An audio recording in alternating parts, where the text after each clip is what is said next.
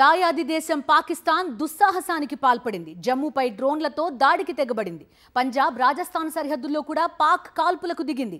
పాక్ దాడులను భారత్ సమర్థవంతంగా తిప్పికొట్టింది. పాకిస్తాన్పై counter attack చేసింది. లాహోర్, సియాల్కోట్, కరాచీపై భారత్ ప్రతిదాడి చేసింది. ఇస్లామాబాద్, పెషావర్ పైన దాడి చేసింది భారత్. డ్రోన్లు, మిసైళ్లతో పాక్ను బెంబేలెత్తించింది. పాక్ ఎయిర్ డిఫెన్స్ సిస్టమ్ని కూల్చేసింది. 20కి పైగా పాక్ మిసైల్స్ని పటాపంచలు చేసింది భారత్. పాక్కి చెందిన 3 ఫైటర్ జెట్లను నేలమట్టం చేశారు భారత సైనికులు. F-16, JF-17లను కూల్చేశారు. S-400 డిఫెన్స్ సిస్టంతో పాక్ ఫైటర్ జెట్లను తునాతునకలు చేశారు.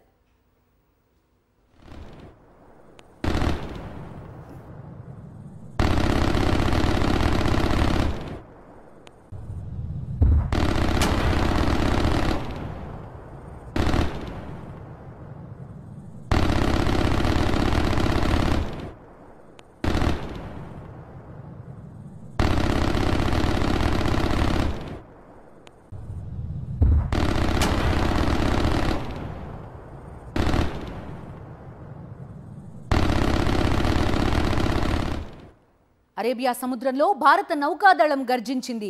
26 భారత యుద్ధ నౌకలు దాయాది పాక్పై గురిపెట్టాయి. పాక్లోని ప్రధాన నగరాలను ఇండియన్ నేవీ టార్గెట్ చేసింది. ఇప్పటికే కరాచీ సీపోర్ట్ని ధ్వంసం చేసిన భారత నేవీ INS నుంచి డ్రోన్స్, మిసైల్స్ని ప్రయోగించింది. 10 పాక్ కార్గో నౌకలను ధ్వంసం చేసింది. 1971 తర్వాత కరాచీ సీపోర్ట్పై భీకర దాడి చేసిన భారత్ ఓర్మరా సీపోర్ట్ని కూడా టార్గెట్ చేసి అటాక్ చేసింది భారత నౌకాదళం.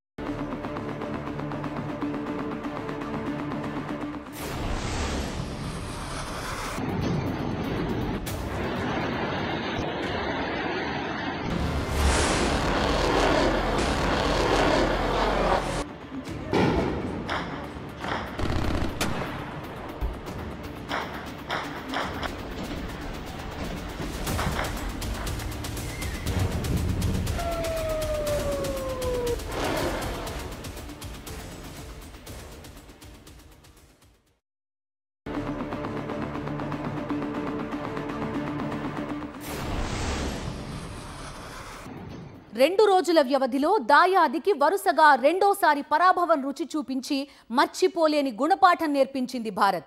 మరోవైపు నౌకాదళం కూడా రంగంలోకి దిగింది.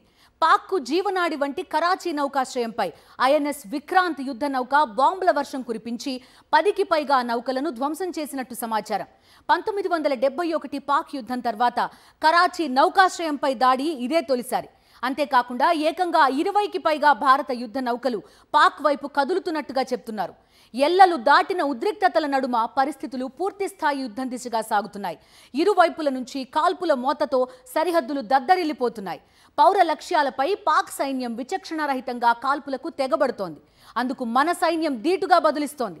ఇరు దేశాల్లోనూ సరిహద్దు రాష్ట్రాలు ఎయిర్ సైరన్లు, బాంబుల మోతతో దద్దరిల్లిపోతున్నాయి. పలు విమానాశ్రయాలు మూతబడ్డాయి. ఎమర్జెన్సీ తరహా పరిస్థితులు నెలకొన్నాయి. అత్యంత అప్రమత్తంగా ఉండాల్సిందిగా భారత బలగాలను ఆదేశించింది కేంద్రం. సైనికులకు సెలవులు రద్దు చేశారు. కీలకమైన సైనిక తదితర మౌలిక వ్యవస్థల వద్ద రక్షణను కట్టుదిట్టం చేశారు.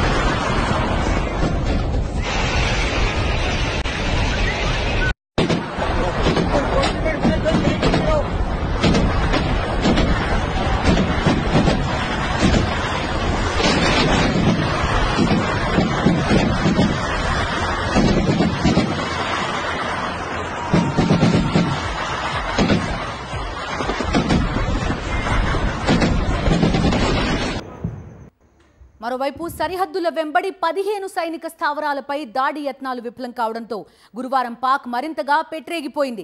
రాత్రి వేళ పాక్ ఫైటర్ జెట్లు భారత్ వైపు తీవ్ర స్థాయిలో దాడులకు తెగబడ్డాయి. రాజస్థాన్ మొదలుకుని జమ్మూ కశ్మీర్ దాకా సరిహద్దు పొడవున పలు చోట్ల సైనిక లక్ష్యాలతో పాటుగా విచక్షణారహితంగా పౌర ఆవాసాలపై గురిపెట్టాయి. శ్రీనగర్, జమ్మూ విమానాశ్రయాలను ధ్వంసం చేసేందుకు విఫలయత్నం చేశాయి. S-400 ఎయిర్ డిఫెన్స్ వ్యవస్థ పాక్ క్షిపణులు, డ్రోన్లను ఎక్కడికక్కడ కూల్చేసింది. పఠాన్కోట్లో 2, జమ్మూలో 1 పాక్ యుద్ధ విమానాన్ని S-400 వ్యవస్థ నేలకూల్చింది. వాటిలో 2 JF-17, 1 F-16 ఉన్నాయి. 2 యుద్ధ విమానాలను నష్టపోయినట్టుగా పాక్ కూడా అంగీకరించింది.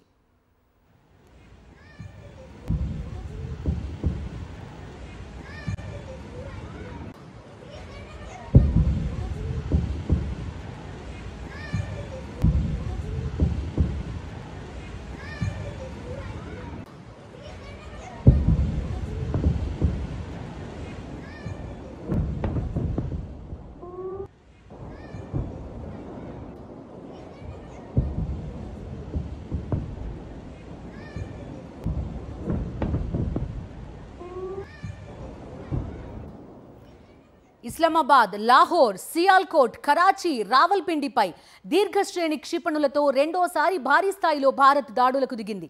లాహోర్ తదితర నగరాల్లోని ఎయిర్ డిఫెన్స్ వ్యవస్థలన్నింటినీ సమూలంగా నాశనం చేసేసింది భారత్.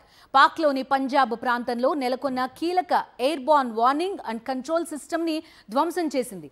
పాక్ నగరాలు బాంబు పేలుళ్లతో దద్దరిల్లిన పౌర ఆవాసాలు, వ్యవస్థలకు నష్టం కలగని రీతిలో సైనిక వ్యవస్థలను మాత్రమే ఎంచుకుని అత్యంత ఖచ్చితత్వంతో దాడులు నిర్వహించినట్టుగా సైన్యం పేర్కొంది.